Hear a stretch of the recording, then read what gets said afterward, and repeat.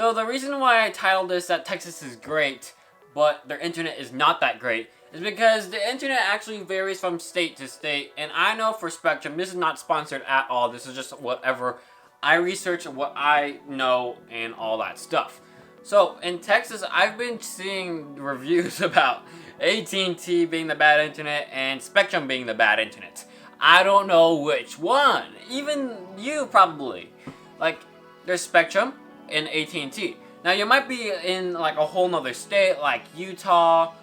Now if you search up onto towards Spectrum or AT&T, you will see that there's a whole lot of these reviews. They could be good, they could be bad, but the only thing that we need to know is that it's on different states. All of the reviews are not categorized by the state. And even if you're in Northern California, Southern California, Midwest, Mid-Central, when you see those reviews, you're so convinced that you're forgetting that you need to know what state they're from, because it might be misleading to yourself because you're reading, let's just say that you're reading a review from Texas, which is majority, unfortunately. Texas, Florida, and you live, like, let's just say in Utah. Now, Utah does not have a Spectrum, they have Central, to be factually correct here.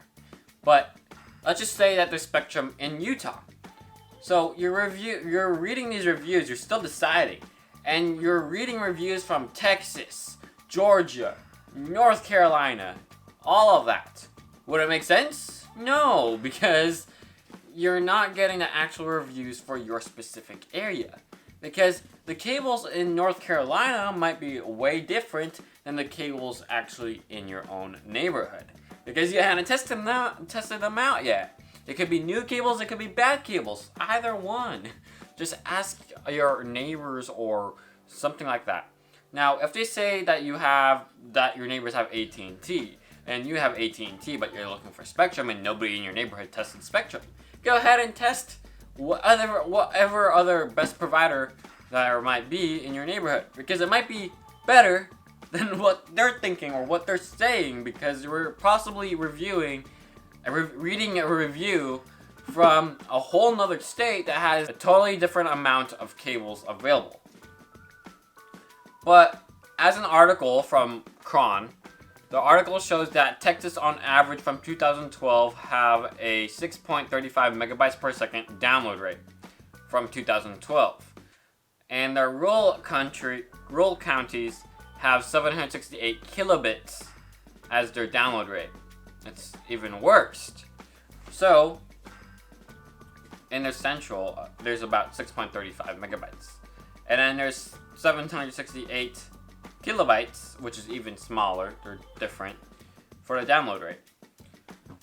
Now, Texas is pretty big.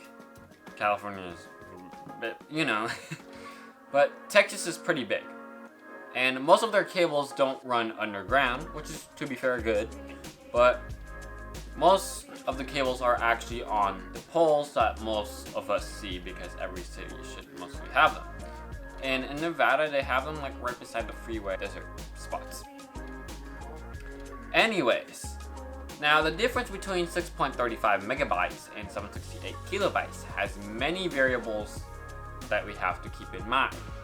1, the cable might be too old. 2, it might be missing a wire. 3, it might be damaged in a tornado. It might be damaged in a thunderstorm. It might be struck by lightning. 4, it could also be because somebody tossed shoes off. And 5, it could be because they're not updating their equipment. Yeah, those are the reasons, mostly. Those are the variables.